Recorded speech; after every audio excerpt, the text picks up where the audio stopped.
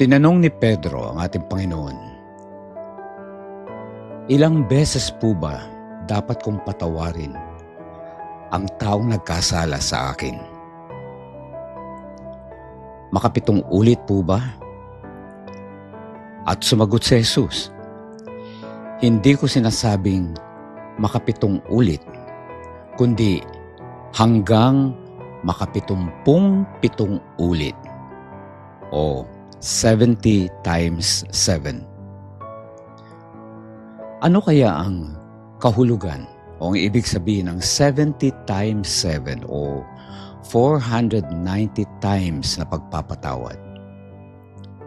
At bakit kaya pinagagawa ng Diyos ang isang bagay na mahirap nating gawin, ang magpatawad?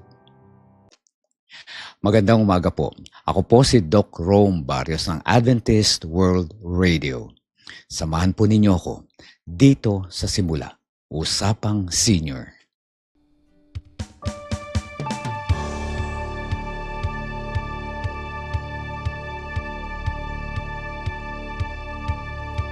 Pag-ibig na walang maliw, pagpapalang walang tigil, dating pusong may hapis, ngayon'y umawi.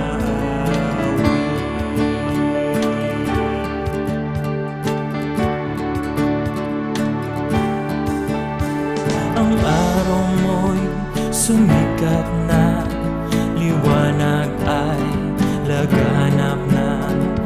Ang habag mong biyaya, bagong tuwing umaga. Maganda at maligayang araw po ang aking pinaabot sa inyong lahat. Kumusta po kayo? And welcome sa ating program Simula, Usapang Senior. Dito po, matutunghayan nyo tuwing araw ng Huwebes at Linggo. Alas 10 hanggang alas 11 ng umaga dito lamang sa AWR 89.1 FM. Ako po si Doc Rome Barrios, ang inyong kaibigan, at ang inyong programa po ay inyong magandang kasama at magandang kaibigan. Kaya welcome sa ating program ngayon. At nais ko pong batiin ang bawat isa sa atin at ano man ang inyong ginagawa, saan man kayo naroroon, samahan po ninyo kami sa aming programa ngayong umaga sapagkat ito ay para sa ating mabuting pamumuhay, sa ating lalo tigit sa ating mabuting kaisipan, no? Lalo na kapag tayo ay habang tayo ay nagkakaroon ng tinatawag na age o habang tayo nagkakaedad, alam niyo po ay napakaraming bagay na dapat nating matutunan muli kasi minsan baka nalilimutan na natin. Kaya welcome po sa Simula, Usapang Senior. And welcome sa ating mga kababayan sa Ibayong Dagot International Church of SDA sa Evanston, Illinois, USA. Welcome. And Naperville Remnant Film Church diyan po sa Chicago, Illinois, USA. At nais ko rin batiin ang aking brother, si Pastor Sam at Rina Barrios diyan din sa Chicago, Illinois, and family. Welcome po ngayong umaga. At sa ating mga kababayan naman dito na sa Pilipinas, okay, dito sa Philippine International Church na Senior Citizens Association dito po sa campus ng Adventist University of the Philippines. Kumusta po mga ka-senior? Welcome po. Sana po ay nasa mabuti kayong kalagayan ngayon. Masaya, malusog at kalimutan muna natin ang ating mga tinatawag natin, ating mga worries sapagkat tuwing umaga bago po ang pagpapala ng Diyos. Kaya welcome po. At nais ko rin batiin ang Morning View Seventh-day Adventist Church, ang ating kapatiran. Thank you po sa inyong support. At ngayon, nandito rin sa Morning View Subdivision ang Cherobics team na very very active sila ngayong summer, no? At sa mga activities at happy birthday nga pala sa ating kaibigan dito sa Cherobics team, si Ma'am Leonor Taranco. Welcome po. Happy birthday sa inyo. Sana po ay magkaroon pa kayo ng maraming pagpapala at magkaroon pa kayo ng marahabang buhay, no, mula sa ating Panginoon. And sana ay manatili kayo sa mabuting kalusugan. So pagpalain po kayo ng Diyos. At nais ko rin batiin ang aking mga kaibigan sa National Museum of the Philippines. Si Ma'am Bel Pabunan, si Carol Magdaleno, nandiyan din si Lisa, si Alvin, si Ina, at lahat ng staff dyan sa inyong office. Welcome po ngayong umaga. At of course, ang ating mga palagian ng mga textmates, no? Si nice ko Liobi Cabañez, si Rebecca Ebora, at saka si Leti Sampang. Nice kong i-welcome kayo ngayon. Salamat sa inyong magandang text sa akin at saka mga suggestions. Okay, welcome. And also, greetings to our friends from everywhere. Okay, si Ging Gloria Martiliano, welcome po ngayong umaga. Si Lucy Kiabang, at kung ano pong oras sa inyong lugar ngayon, welcome. Luz Pusing, okay, welcome. Mary Grace Acosta Ulpindo and Erlinda Basilisco, welcome. Gracia Day, Ayin Asek, si Helen Aguilar, Crescencia Ordonez Pascua, marami pong salamat sa inyong patuloy na pagtangkilik at pagsubaybay sa ating program. At from Ohio, USA, si Seni Moser. Welcome, Ma'am Seni. At Tangalan, Aklan, Darlene Ojero. At ang ating mga kaibigan pa from Canada, si Rose Arrogante. Welcome. Inday Onyate, welcome. At lahat pa, no? Lahat ng kasama natin ngayon sa ating programa. Diyan lang po kayo at mag-uusap tayo, no? Napaka ganda yung ating topic ngayon, yung aking opening ay tungkol sa gaano ilang ulit ba tayo, no? Dapat magpatawad sa ating kapwa. Kasi minsan isa, dalawa, pag pangatlo na, sobra na yan pero ang banal na kasulatan ay nagsasabi, no? Nung tinanong ni Pedro ang ating Panginoong Jesus, ilang ulit po ba? 7 times po ba? Sabi natin Panginoon, hindi 7 times, kundi 70 times 7. Kaya kung susumahin mo yan, 70 times 7, di 490 times. Abay siguro, sa lifetime natin, baka hindi na tayo umabot sa 100 pagpapatawad, no, sa mga tao, no? At tandaan natin, isang tao lang pinag-uusapan natin, yung isang tao na nagkasala sa atin, ilang beses siya pwede sa atin magkasala na dapat natin patawarin. Pero mo, kung 400, almost 500 times, no? Kaya, pag-aralan natin yan, no? Kung ano ba ibig sabihin ng 70 times 7? Actually, that number is only some kind of a symbol, no? Symbolic. May ibig sabihin yan, no? At bakit nga ba? Ayun pa ang tanong, no? Bakit nga ba pinagagawa at ginagawa, gusto gawin ng Diyos, gawin natin na isang bagay na napakahirap gawin, no? Dahil hindi na natin nature talaga ang pagpapatawad.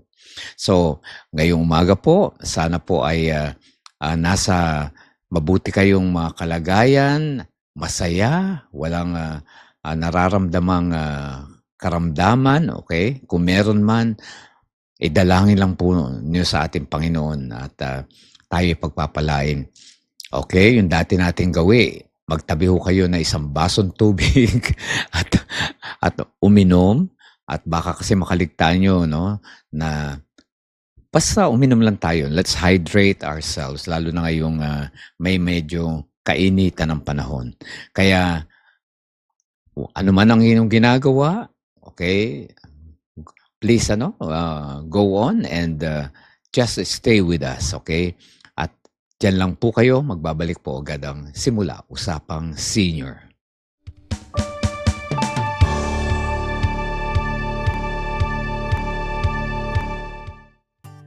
Patuloy po kayong sumusubaybay sa programang Simula Usapang Senior every Thursday and Sunday, 10 to 11 a.m. only in AWR 89.1 FM. Huwag din niyo po nung kalimutan na i-share ang ating FB at YouTube channels sa inyong mga kaibigan. Paki-share po and like it, okay? At ngayon po, ang ating pag-uusapan ay sumandaling isipin natin, how many times shall I forgive? Okay? Ang ibig sabihin, ang pinag-uusapan lang dito, no, isang tao.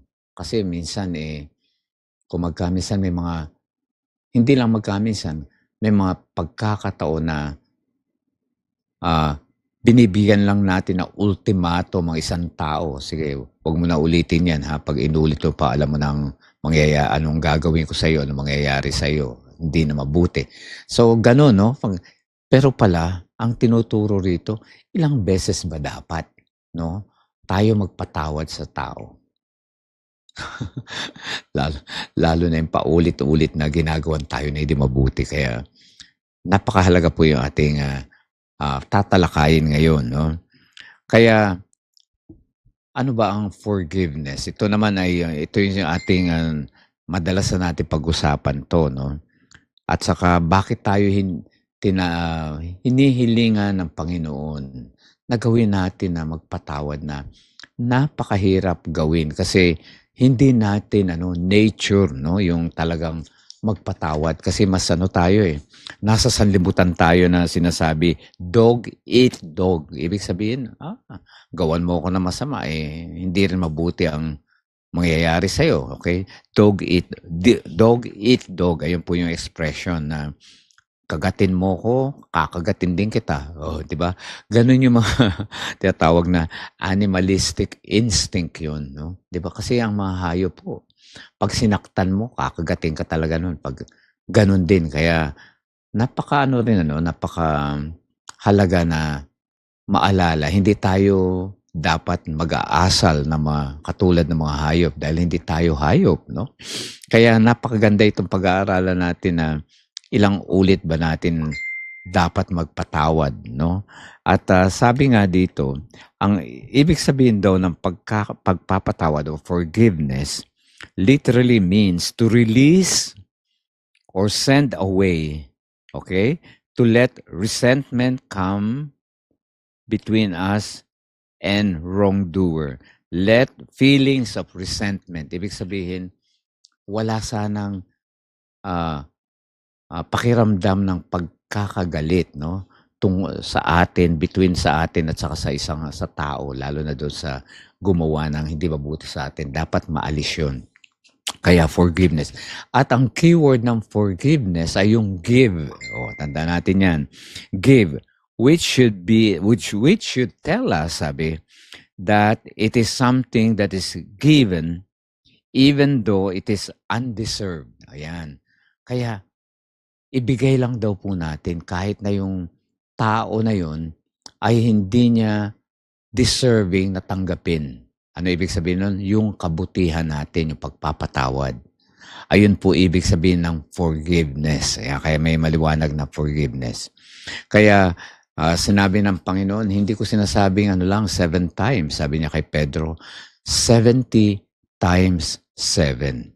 Okay, ano nga ba ang forgiveness? Minsan, lagi na natin na pag-iisipan, na pag-uusapan, nababanggit natin, yung pagpapatawad. Dapat sabi natin ay kalimutan na natin, wag natin gantihan, wag tayong gumanti. At saka, ang isipin natin ay mahal natin ang kapwa natin, marahil may pinagdadaan, iintindihin natin siya. Kaya minsan, mas madali po maunawaan ang forgiveness kung ano ang hindi forgiveness. Ano ibig sabihin nun? Forgiveness, what forgiveness is not. Ayan, mas madali maintindihan. Kasi malalaman natin kung ang forgiveness kapag pinag-aralan natin kung ano ang hindi pagpapatawad. Mas maganda yun. Okay. Ang una, okay, ito. Tandaan natin, forgiveness is not reconciliation. Ano po raw?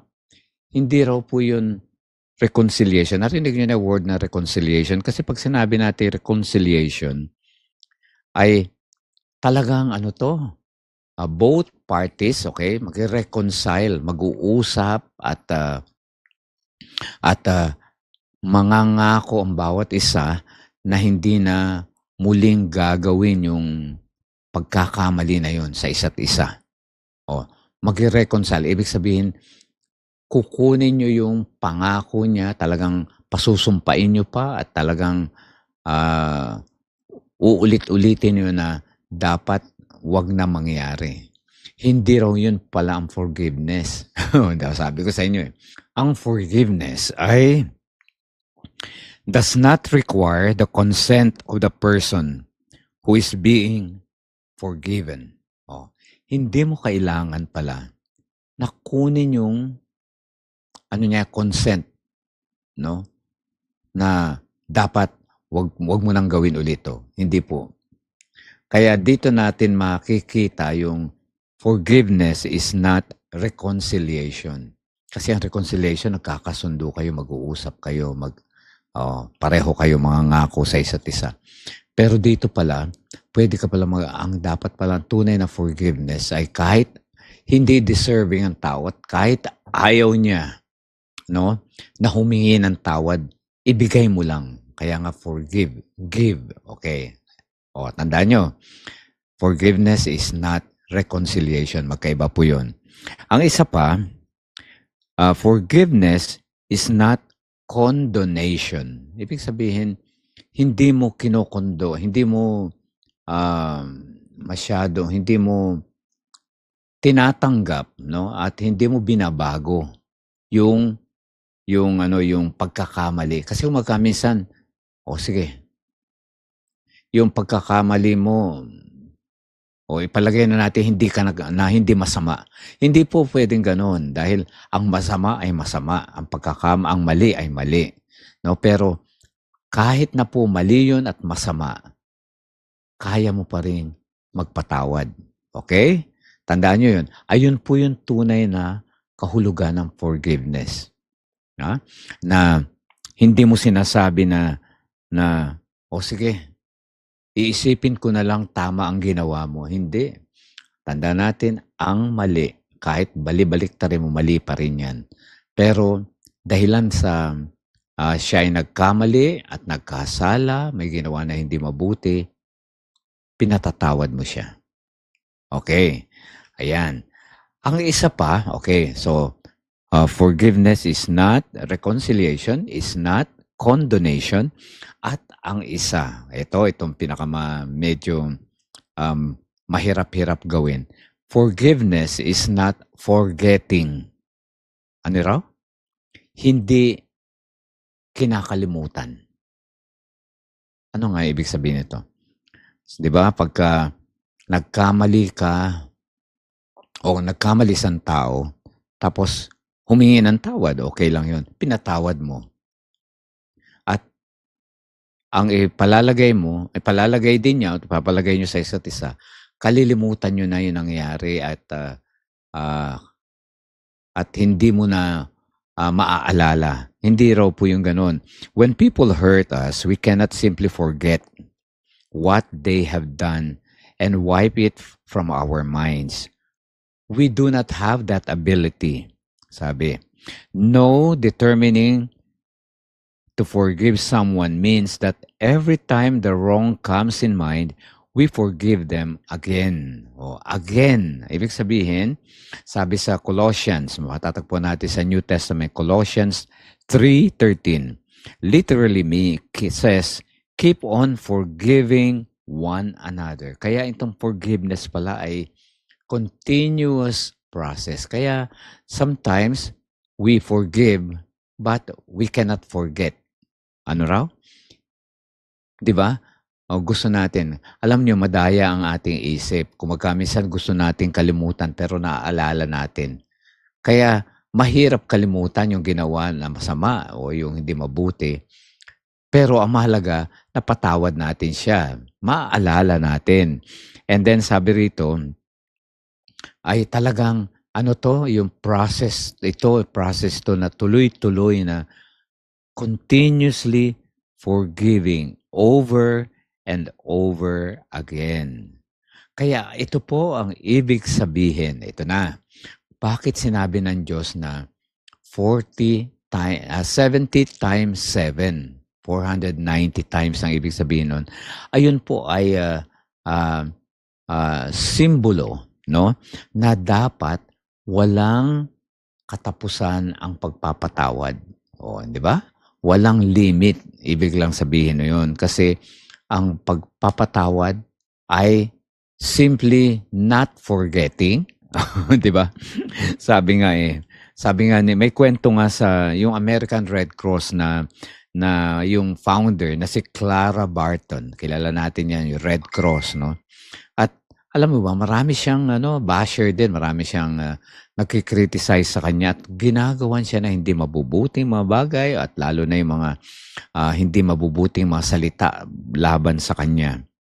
Sabi ng mga kaibigan niya, ba't hindi mo ba naaalala yung kanilang mga ginawa sa'yo? Sabi ni Clara Barton, no. Sabi niya, she said, in fact, I distinctly remember forgetting it. Oh.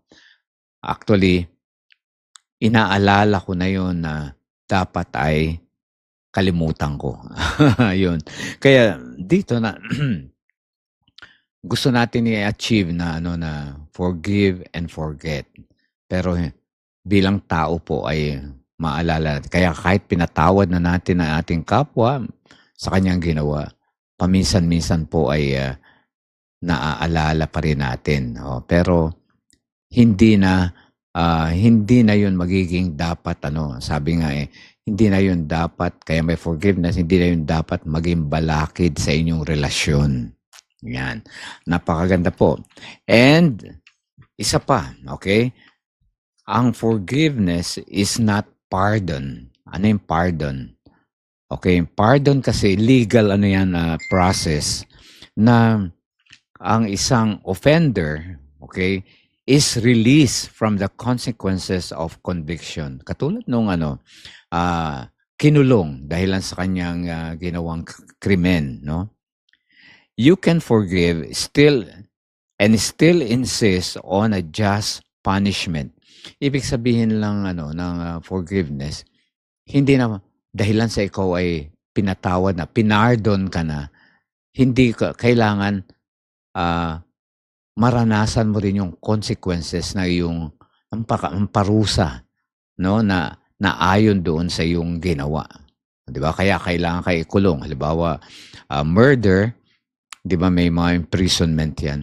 Minsan pinapardon. Ayun. Pero hindi po 'yun forgiveness, ang forgiveness po ay talagang total na hindi po 'yan pardon. Hindi po 'yan nga ba sa pardon sa Tagalog? Pagpapatawad din no. Anyway, yung pardon kasi ayun yung binibigay sa mga yung mga preso, yung mga kriminal na pinatatawad sila pero kailangan nilang sagutin, no? Kailangan nilang gawin dito ay ano bang sinasabi natin, kailangan nilang maranasan yung kaparusahan ayon sa batas, no, na sa krimen na kanilang ginawa ayon sa batas. Yun. Kaya forgiveness is not pardon. And another thing, okay, ito ang pinaka mahalaga. Forgiveness is not easy. Ayan. Hindi raw madali. It can be extremely difficult to forgive. Perhaps this is one side effect of our mind's sinful state. Kaya dahil sa ating pagiging tao, carnal mind or being sinful, ay hindi natin natural yun. Napahirap sa atin talaga ang magpatawad. Forgiving seems to be to go against our grain, sabi rito. It is so much easier for us to seek revenge than give forgiveness. Hindi ba? Ayun lagi ang ating reaction, no, na dapat ay makaganti o kung ano man ang ating iniisip, no? Ma mabalik sa atin yung parang ah, gin ah, ginawa o mabawi natin yung ginawa niya sa atin. Okay, sa iba-ibang paraan. And then despite listening many sermons, alam niyo kahit marami na nagba-advise, makinig tayo sa ating mga ah, ah, pare, sa ating mga pastor, no, na nag-advise, kailangan napakahirap talaga. We do not forgive easily, nor find ourselves easily forgiven. So forgiveness is, okay, we discover is always harder than sa lahat ng ibang dapat nating gawin, no, bilang mga Kristiyano. We have to work at it. We have to be realistic and honest with ourselves and accept that forgiveness does not come easily to us. We have dealt with the first questions. Ayun na. Yung unang ano ang forgiveness? Letting it go. Kakalimutan na natin. Kahit ibig sabihin ay hindi tayo gaganti. It literally means to release or send away and to let off and commitment. Wala nang magiging magiging gap or resentment between you at saka yung sa iyong kapwa, no? Na nagkasala o pinagkasalahan natin. Kaya ayun po. Ngayon, itutuloy po natin ating pagtatalakay dito sa ating how many times we have to forgive. Diyan lang po kayo. Magbabalik ang simula, Usapang Senior.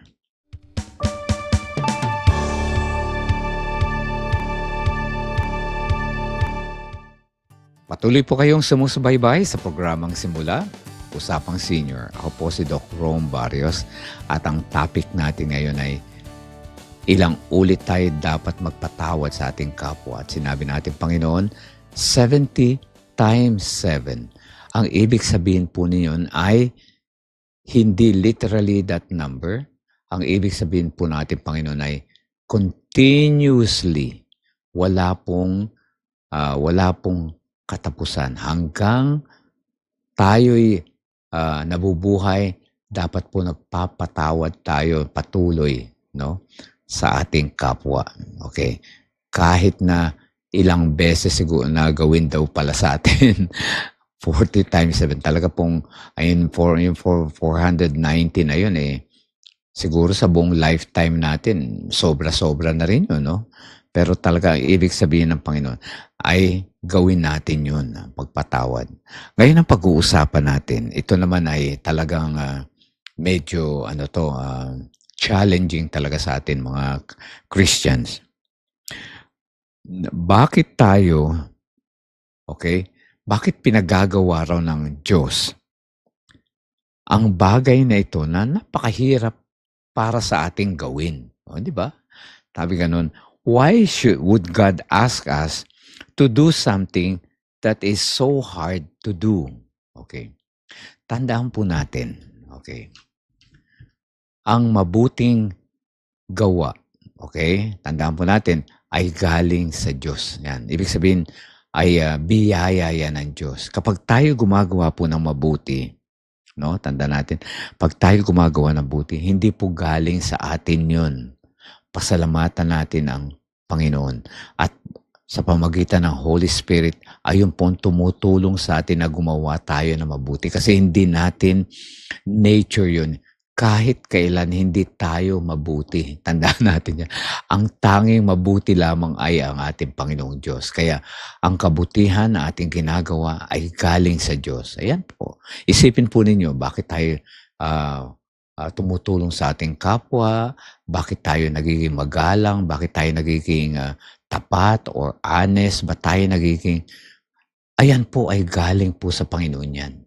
Ayan po ay karakter natin, Panginoon. At wala tayong sariling lakas para i-produce po lahat ng kabutihan.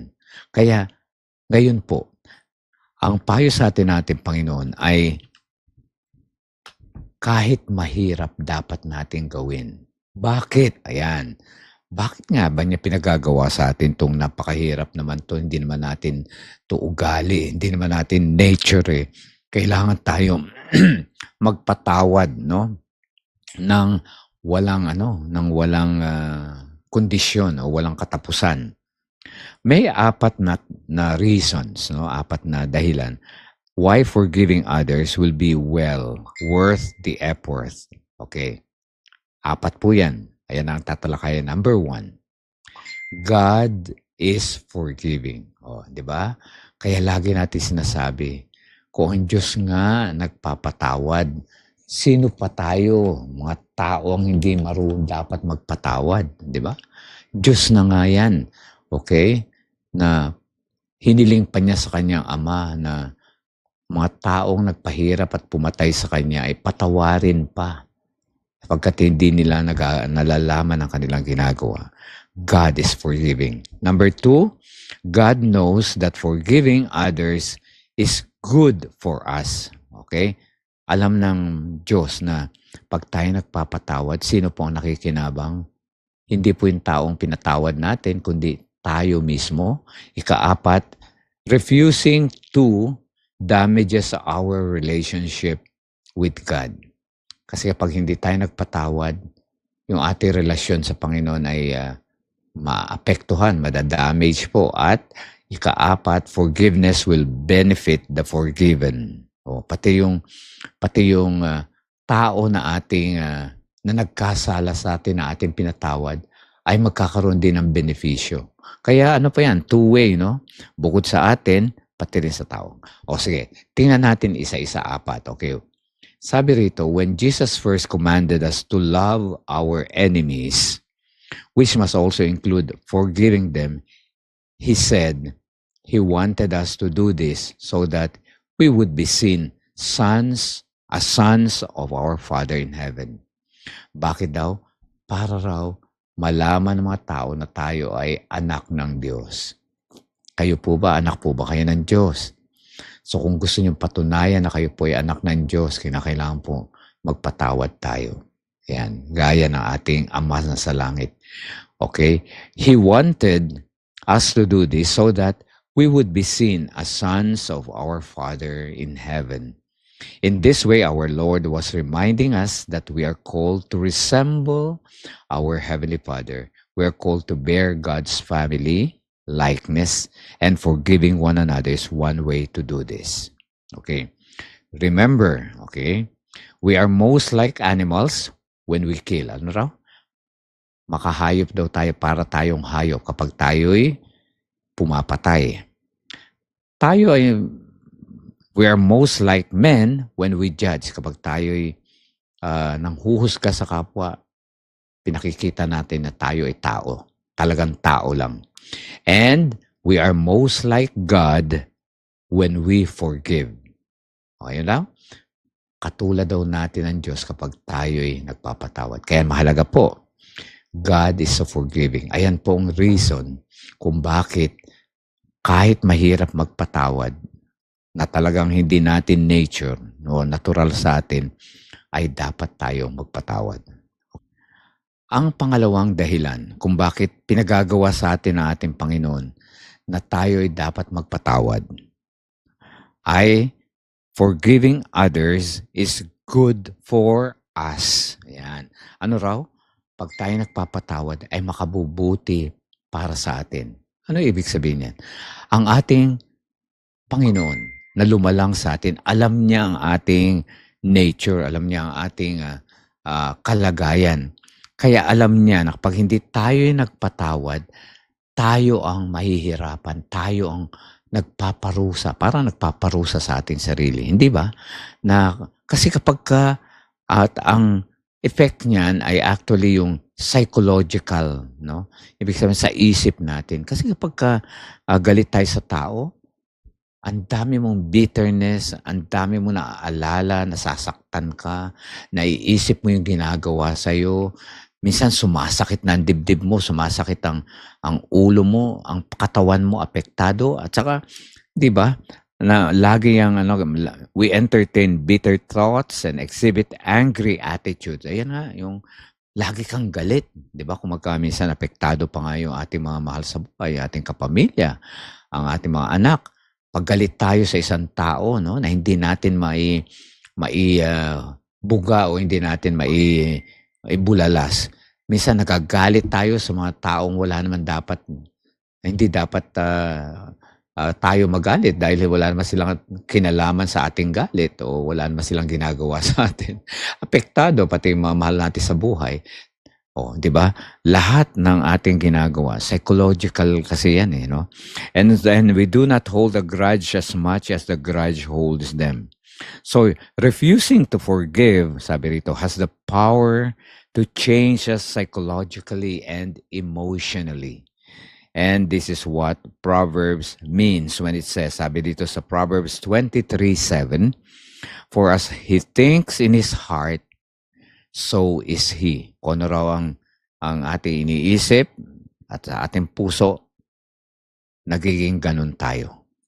Kapag puro bitterness at anger at hatred, yung puso po natin, ayun yung nakikita, no, na ma-manifest sa atin.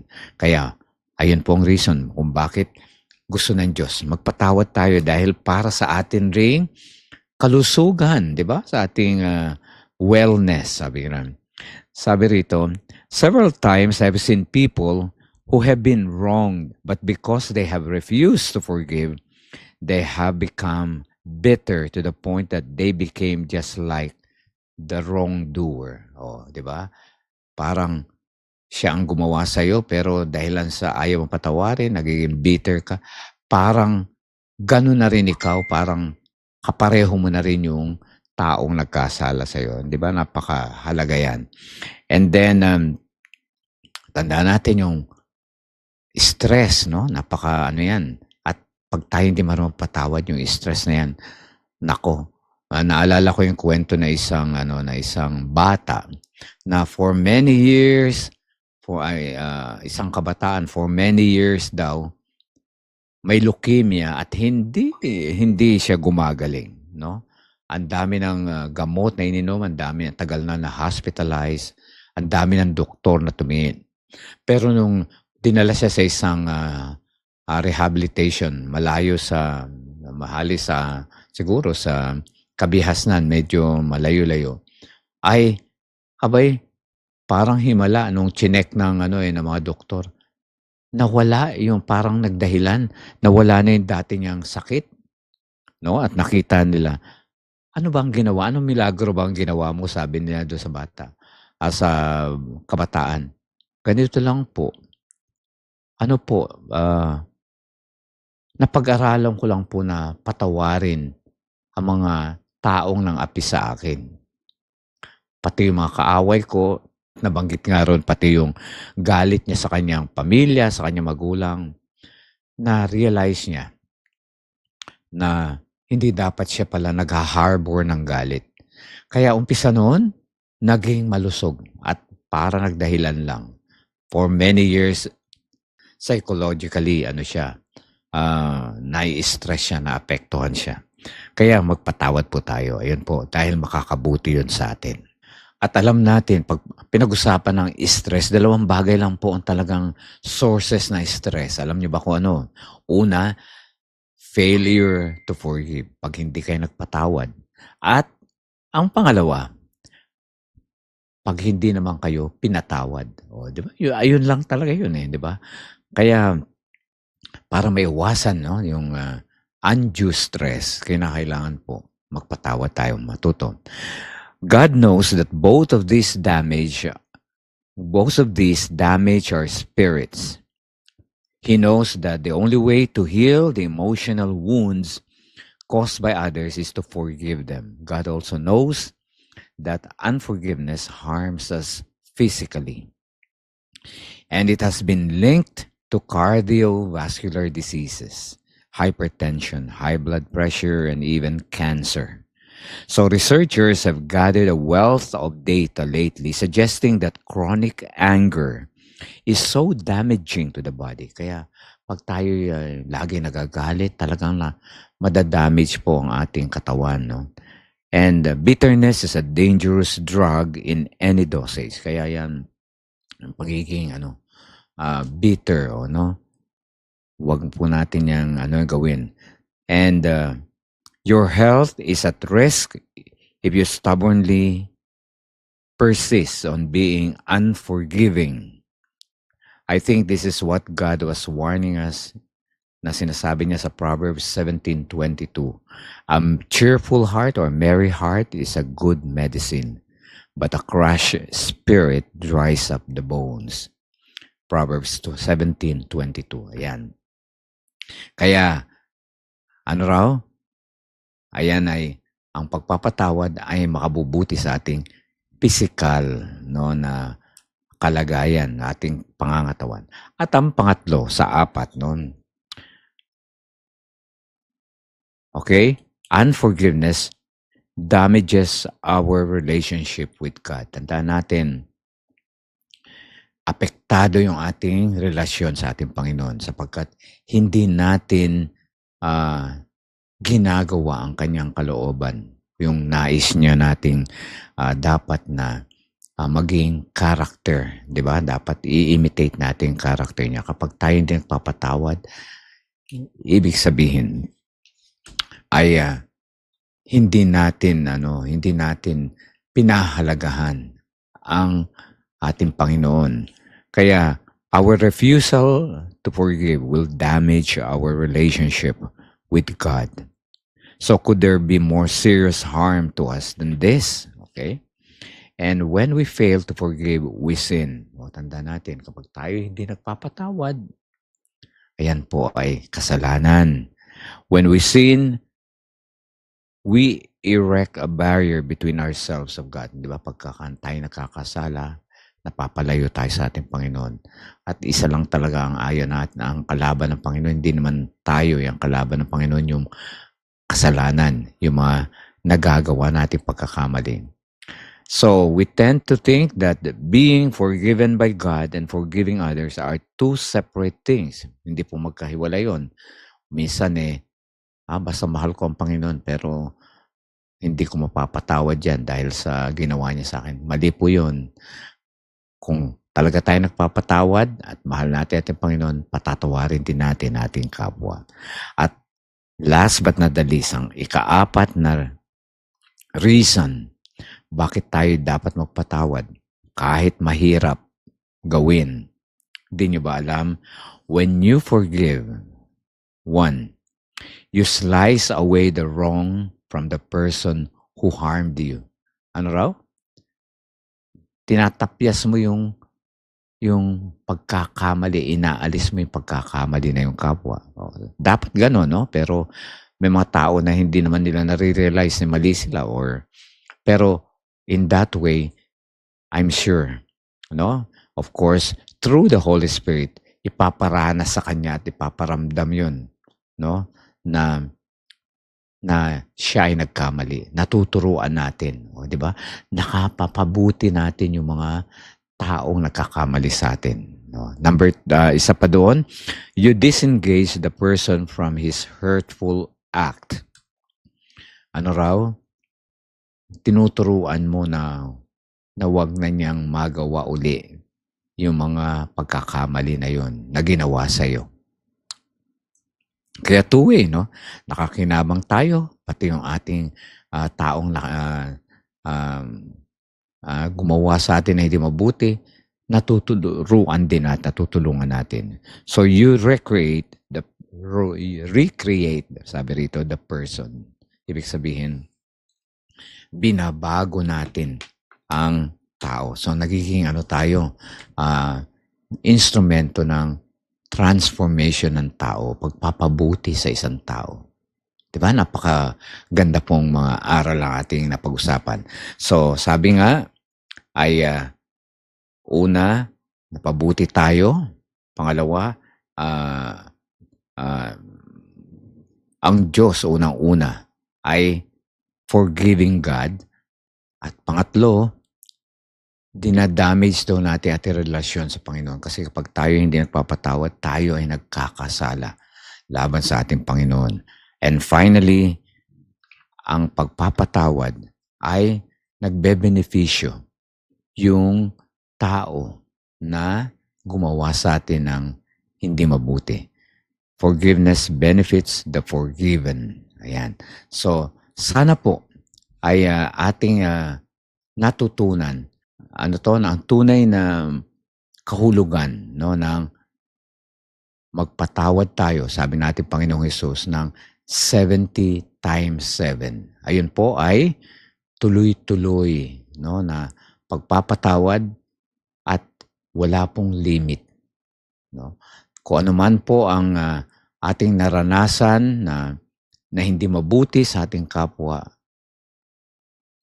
tandaan po natin na tayo ay bilang mga anak ng Diyos, na ibig sabihin, kung gusto natin tawagin daw tayo mga anak ng Diyos, matuto ay magpatawad sapagkat ang mga anak ng Diyos ay nire-reflect ang character na ating Panginoon. So, pagpalain po tayo natin Panginoon sa ating napag-aralan. Magbabalik po ang simula. Usapang Senior.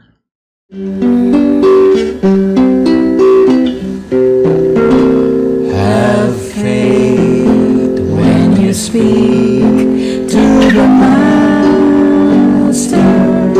Prayer is the key to heaven,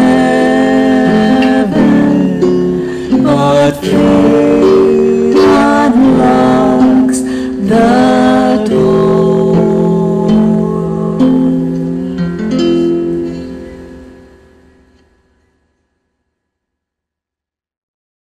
Purihin po ang Panginoon at tayo ngayon ay dadako na sa ating prayer time. Kayo po ay patuloy na sumusubaybay sa programang Simula Usapang Senior, 10 to 11 a.m. ng Huwebes at Linggo. Dito lamang po sa AWR 89.1 FM. Ako po si Doc Rome Barrios at nanyayahan ko po kayo na samahan niyo ako sa isang panalangin para po sa ating mga prayer requests. Meron to ang ating mga patuloy na request ng ating mga kababayan at ating mga kaibigan, lalo't higit sa kanilang patuloy na pagpapagaling sa kanilang mga karamdaman. Tayo po'y sumandaling tumigil at tayo po'y dumulog sa ating Diyos sa pamagitan ng panalangin. Dakilang Diyos na makapangyarihan sa lahat, ang aming mandalalang ang gumawa ng langit at lupa at ang lahat ng mga bagay ang may-ari ng aming mga buhay. Purihin po ang inyong dakilang pangalan. At sa oras na ito, patuloy kami nagpapasalamat sa inyong patuloy na pagkupkop at pagbibigay biyaya sa amin. Maraming salamat sa aming buhay at kalakasan, sa mga pagpapala na aming tinatanggap araw-araw at kailanman ay hindi kami kailanman nangailangan at nagkulang. Purihin po ang iyong dakilang pangalan. Sa oras na ito, nais din namin hilingin na nawa maging karapat-dapat kami, patawarin po kami sa lahat ng aming mga pagkakasala na aming nagagawa sa tuwi-tuwi na, sa aming mga isip, sa aming pagsasalita, sa aming mga gawa. At nais din po namin, Ama, na maging pagpapala kami, gamitin kami bilang mga instrumento na inyong pag-ibig, na inyong kapayapaan, at higit sa lahat ng pag-asa at kaligtasan na inyong ibinibigay sa bawat sa amin. Sa oras na ito, narito po ang aming mga kaibigan, kababayan, mga kapatid na patuloy na humihiling ng inang kanang kagalingan sa kanilang mga karamdaman. Nadalangin po namin si Maricar Bartolome, ang magkapatid na si Samantha at Jordan Ocasla. Pagalingin po ninyo si Lucy de Guzman, si Nelson Ganyola, Edwin Macapagal, Baby Sian Lamar, at gayon din ang mga kaibigang si Willeen Lorenzo at Gemma Molina. Panginoon, Ikaw lamang ang dakilang Diyos at dakilang manggagamot. Ikaw ang nakakaalam ng aming mga kalagayan at bilang aming manlalalang, ikaw rin ang nakakaalam ng aming kalunasan sa lahat ng aming mga karamdaman. Tanging-tangi dadalangin namin si Brother Benny Filomeno, ang inyong anak na patuloy niyong ginagamit sa inyong gawain na pagbabahagi ng inyong banal na salita at kaligtasan. Pagpalain ang kanyang programang nasusulat, The Kamenong Legacy Ministry. Alam namin naman na may panukala pa kayo sa kanya at marami pang mga tao ang nais makarinig ng inyong mga salita at mga payo tungkol sa aming mga buhay sa pamamagitan ng kanyang programa. Tulungan ng kanyang pamilya, si Sister Neneng at ang kanyang mga anak, bigyan sila ng kapayapaan sa pag-iisip at magkaroon ng patuloy na pagtitiwala sa inyo. Nais din namin namang idalangin si Ver Arrogante sa kanyang kalagayan ngayon, ang aming kapatid na katulad din namin na maraming pinaglalaban ng mga pagsubok at mga matatawag naming mga kahirapan, subalit kami ay nananampalataya na ikaw lamang ang aming dakilang tagapagligtas na handang umalalay at magligtas sa amin, lalo tigit sa inyong pagtulong sa amin sa aming pakikipagpunyagi laban sa kasalanan. Tulungan kami, Ama, na maging malakas kami at maharap namin ang lahat ng mga pagsubok na ito na may katapangan dahil kasama namin kayo. Tulungan din ang gawain nila Magdalena Ferry at Bobot Delgado, ang kanilang mga crusade na patuloy na ginagawa. Alam namin naman na ito ay inyong gawain, gamitin nawa sila upang maging instrumento ng inyong kaligtasan at marami pang kaluluwang tumanggap sa inyo at kanilang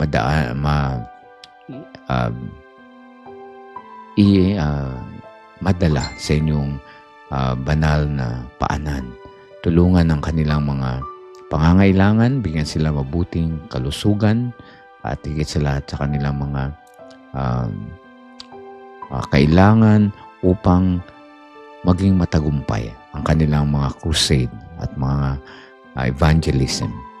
Nais din namin isama sa aming dalangin ng Bayoyong Basista SDA Church sa Pangasinan na ngayon ay patuloy na humahayo at nagkakaisa na maging masiglang iglesia at marami pang mga kaluluwa ang mahikayat at higit sa lahat maging ilaw sila sa kanilang lugar. Tulungan din ang iba pa namin mga kapatid na may mga request na si Patrick Gonzales para sa kanyang tahanan, si Amelia Corralde para sa kanyang anak, gayon din si kagamutan din kay Jerome Dotimas at patuloy na kagalingan sa kanyang request din na si Darwin Letargo para kay Pastor Saldi Estrada. Sana po ay patuloy nang lumakas ang si Pastor Estrada upang magampanan niya ang kanyang gawain sa kanyang distrito. Si Chris po sa kanilang tahanan, nais po niya idalangin at of course ang kanilang kapatiran sa kanilang iglesia. Nais po namin, Ama, na ikaw lamang ang maging sentro ng aming buhay.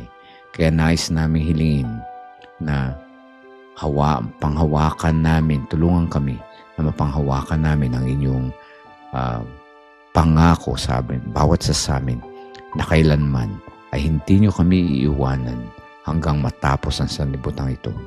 Tulungan po ang aming programang AWR, ang lahat ng mga tao sa likod nito, at nais namin amang ikaw ang makita at huwag ang aming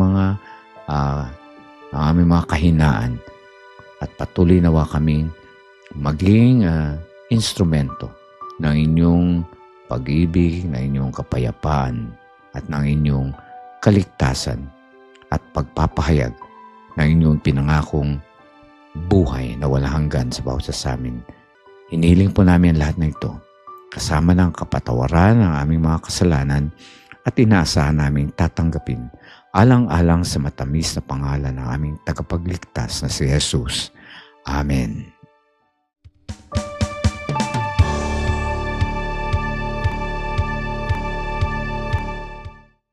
Papurihan po natin ating Panginoon sa isang napakagandang araw ng ating pagsasama-sama sa programang Simula Usapang Senior. Tandaan po natin, ito po ay sumasainyo tuwing araw ng Huwebes at Linggo, 10 to 11 a.m., AWR 89.1 FM. At nais ko pong pasalamatan kayo sa inyong pakikisama, at kung saan man kayo naroon ngayon, maraming salamat po. At nais ko pong ipaalala sa atin muli, no, katulad natin na pag-aralan na ang pagpapatawad po ay nagmumula sa ating Panginoong Diyos. Kaya kung gusto po natin tayo tawagin na tunay na mga anak ng Diyos, ay kinakailangan po matuto tayo magpatawad. At alam natin na ang pagpapatawad po ay napakaraming mabubuting benepisyo. Una, sa ating sarili. Unang-una, naging example natin ating Panginoon. He is a very unforgiving God. At kapag tayo nagpapatawad, ang benepisyo po ay nasa atin. Gayon din, no? Sa ating kapwa. At higit sa lahat, tayo po ay nagiging tapat sa ating relasyon sa ating Panginoon. Kaya maraming salamat po sa inyong pakikisama sa araw na. Huwag niyong kalimutang subaybayan kami muli, no, sa susunod. At nais kong pasalamatan si Pastor Nerio Carranza, ang aming AWR Station Manager ng AWR Manila po. At gayon din, maraming salamat Andy Joaquin, okay, Jonah Bayog, thank you very much. Reza Nabor, salamat din. Wilmer Estrito, Irene Sidaw, at sa lahat po ng na nakibahagi, lalo tigit kayo, no? Kayo na patuloy na sumusubaybay. Huwag po ninyong kalimutang mag-like at i-share ang ating Facebook at saka YouTube channels, at patuloy po niyong inaanyayahan ko kayong patuloy na mag-text sa amin or call, no? Meron po kaming linya 0976-200-6428. Ibigay po ninyo inyong mensahe. Again, 0976-200-6428. Ano man po ang inyong gusto sabihin sa amin, at ano pong gusto nyong hilingin, o may mga suggestion kayo, write or call and give your comments. At ako po si Doc Rome Barrios, ang inyo pong kaibigan na patuloy na nagpapaalala sa atin na araw-araw ang pag-ibig at biyaya ng Diyos ay bago tuwing umaga. At lahat po tayo ay may pag-asa, lahat po tayo ay may pagkakataong magsimula. Magandang umaga po. Hanggang sa muli, God bless.